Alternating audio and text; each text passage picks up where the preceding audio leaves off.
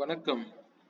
நம்ம இன்னைக்கு post market ரிப்போர்ட்டையும் நாளைக்கு மார்க்கெட் எப்படி இருக்கலாங்கிற ரிவ்யூவும் பார்த்துடலாங்க. இன்னைக்கு மார்க்கெட் கேப் அப்ல ஓப்பன் ஆனாரு. ஓப்பன் ஆனதுலேருந்து பையபோவ் லைனுக்கும் மேலே ஒரு ரெசன்ஸ் வேல்யூ கூட இன்னைக்கு டச் பண்ண முடியல. ஏன்னா இந்த அதாவது கேப் அப் மாதிரிலாம் ஓப்பன் ஆச்சுனாலே மார்க்கெட்டு இந்த சினாரிஸ் தான் இருக்குங்கிறது நம்ம ஆல்ரெடி எல்லா மார்க்கெட்லேயும் பார்த்த ஒரு விஷயம்தான். பட் ஆஸ் யூஷுவல் மார்க்கெட்டு அதே போல தான் இன்னைக்கு இருந்ததுங்க. பெரிய அளவில் ஒரு ஓப்பன் ப்ரைஸ்ல இருந்து ஒரு சப்போர்ட் எடுத்துட்டு போனார். அவ்வளோதான் இன்னைக்கு மார்க்கெட்ல நடந்த ஒரே விஷயம். மற்றபடி பார்த்தீங்க அப்படின்னா ஒன்றும் பெரிய அளவில் மாற்றம்லாம் இல்லை. பையபோ லைனுக்கு மேலே ஒரு ஸ்ட்ராங் பொசிஷனே இன்னைக்கு கால் சைடு ப்ரீமியமே கிடையாதுங்க. பார்த்தீங்கன்னு தெரிஞ்சிருக்கும். அதே மாதிரி புட்டுல வந்து பெரிய அளவில் ப்ரீமியமும் டிகே ஆக கிடையாது. ஒரு 50 பாயிண்ட் வந்து நம்ம ஓப்பன் ஆனதுல இருந்து உங்களுக்கு வந்து ஒரு 50 பாயிண்ட் கீழே இறங்கியிருப்பாங்கன்னு நினைக்கிறேன். நீங்க செக் பண்ணி பாருங்க. 130 ரூபா ப்ரீமியம், ஆனா 100 ரூபாய்க்கு வந்திருப்பாரு. 83 ரூபா சம்திங் வந்துட்டு 100 ரூபாய்க்கு வந்திருந்தாரு. ஸோ இதுதான் இன்னைக்கு நடந்திருக்கு புட் சைடில். அதர்வைஸ் வந்து கால் சைடில் பெரிய அளவில் ப்ரீமியம் ஓப்பன்ல இருந்து பெரிய அளவில் கிடையாது. கேப் அப்பாக கொண்டு போனதுனால மொமெண்டம் ஒன்றும் பெருசாக இல்லைங்க. பார்த்தா தெரிஞ்சிருக்கும். ஸ்ட்ரைக் ப்ரைஸ் ப்ரீமியம் பார்த்துடலாங்க. ஸ்ட்ரைக் ப்ரைஸ் வந்து பார்த்தீங்கன்னா 25,900 காலும் 25,850 புட்டு எடுத்திருந்தேன். அதில் 130க்கு மேலே யார் சஸ்டெயின் ஆகிறவரோ அவங்க தான் மார்க்கெட்னு இருந்திருப்பாங்க.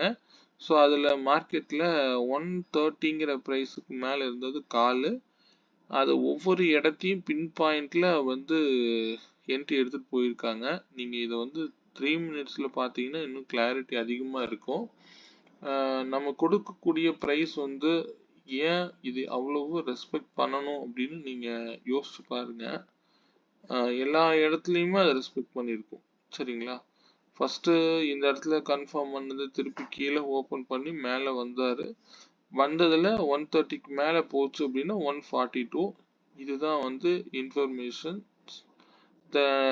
நெக்ஸ்ட் கேண்டில் இங்கே வந்து கன்ஃபார்ம் பண்ணுறாங்க. திருப்பி வந்து மார்க்கெட்டு இங்கே வந்து போகிறாரு. இது வந்து ஃபஸ்ட்டு 3 மினிட்ஸ் கேண்டிலுடைய ஹைங்க. ஹையை க்ளோஸ் வச்சுட்டு எகெயின் வந்து இந்த இடத்துல கவனிச்சிங்கன்னா தெரியும். அது வரைக்கும் மார்க்கெட்டில் ஒன்றும் இருந்திருக்காது. அதுக்கப்புறம் போனவர் தான் 179 வரைக்கும் போயிருப்பாருன்னு நினைக்கிறேன். அதுக்கு ரொம்ப சொல்லிக்கிற அளவில் ஒன்றும் இல்லைங்க. புட்டுலேயும் வந்து 88 ரூபாயிலேருந்து 98 ரூபா போயிருப்பாரு. ஸோ பெரிய அளவில் ப்ரீமியம் மொமெண்டம் அப்படிங்கிற அளவுக்கு இல்லை. ஸோ இதுதான் வந்து காலையில் ஃபேக்காக ஏமாத்துன ஒரு மொமெண்டம். அது செக் பண்ணிங்கன்னா தெரிஞ்சிருக்கும். நீங்கள் வேல்யூஸோடு போங்க. ஸோ ஸ்டே ஆன் வேல்யூஸுங்க. சாரி, ரொம்ப டைம் ஆயிடுச்சுங்க, என்னால் முடியல. வெளியில் போயிட்டு வந்தேன், சரியாக உட்கார முடியல. சரிங்க, பார்க்கலாம். இதே மாதிரி நாளைக்கு மார்க்கெட் எப்படி இருக்குங்கிறதையும் செக் பண்ணிடலாங்க. நான் இன்னைக்கு மார்க்கெட்டில் நேற்றே நம்ம டிஸ்கஸ் பண்ண விஷயங்கள் தான். நல்ல புல்லிஷாக இருக்காரு. ஆக்சுவலாக பாசிட்டிவ் க்ளோஸும் கொடுத்துருந்தாங்க அப்படின்னு நம்ம நேற்று பேசணும். ஸோ அதுக்கு அப்புறம் இன்னைக்கு மார்க்கெட்டு கேப் அப்பில் ஓப்பன் ஆனாலும் நான் நேற்றே சொல்லியிருந்தேன், நீங்கள் இந்த சைடு வந்து ஒரு லைன் ட்ரா பண்ணிக்கோங்க அப்படின்னு. 25,794 அப்படிங்கிறது இதுக்கும் இந்த இடத்துக்கு இருக்கக்கூடிய ஒரு மிட் பாயிண்ட் வேல்யூ. இன்னும் மார்க்கெட் புல்லிஷாக தான் இருக்குங்க. ஆனால் நாளைக்கு மேபி வந்து இது வரைக்கும் வந்துட்டு கேப்பெல்லாம் ஃபில் பண்ணுமா அப்படிங்கிறது தெரியல.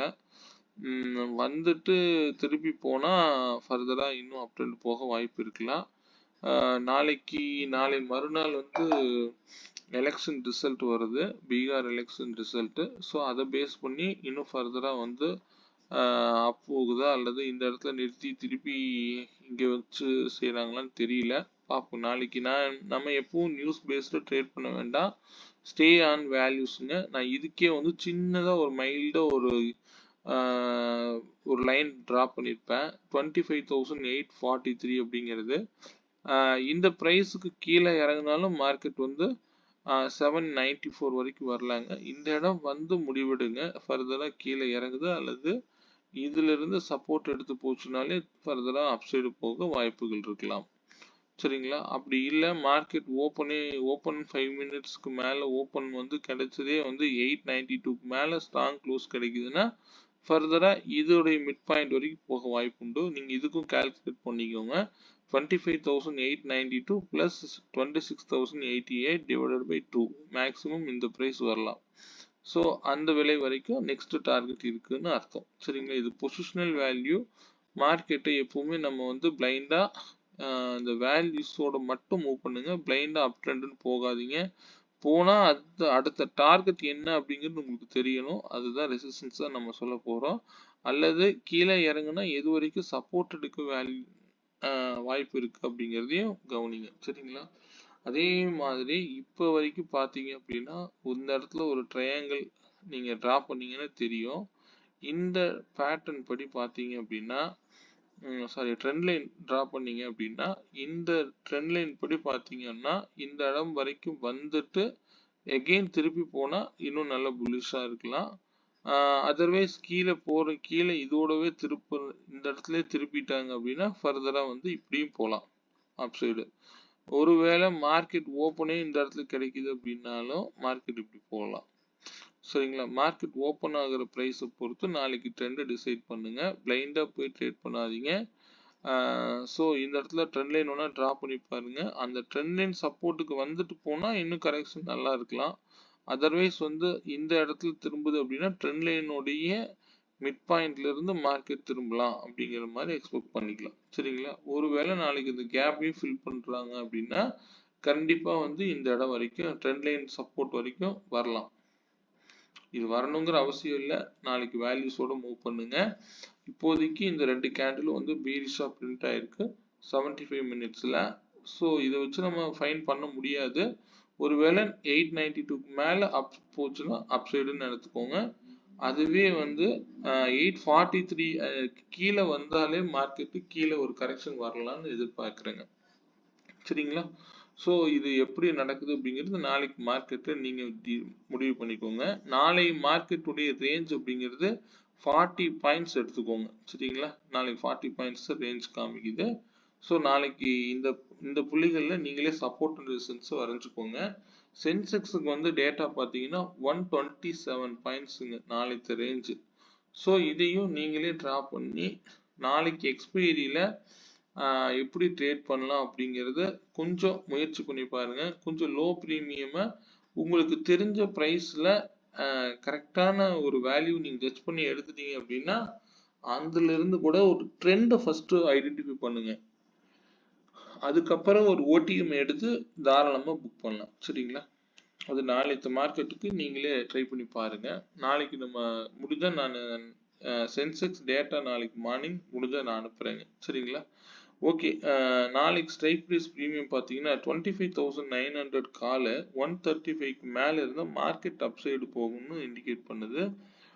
இதே வந்து 900 புட்டு வந்து 135க்கு மேலே சஸ்டெயின் ஆனார்னா மார்க்கெட் டவுன் சைடில் போகுங்கிறது இண்டிகேட் பண்ணுது. சரிங்க? இந்த ரெண்டுமே 900 எடுத்திருக்கிறேன். இது நாளைக்கு என்ன பண்ணுது அப்படிங்கிறத நம்ம போஸ்ட் மார்க்கெட் ரிப்போர்ட்ல பார்க்கலாம். சரிங்களா? இது போன்ற தகவல்கள் ஏதாவது தேவை அப்படின்னா என்னோட நம்பர் கான்டாக்ட் பண்ணுங்க 9842088858. மீண்டும் ஒரு நல்ல பதிவுடன் நாளை மாலை சந்திப்போம். நன்றி, வணக்கம்.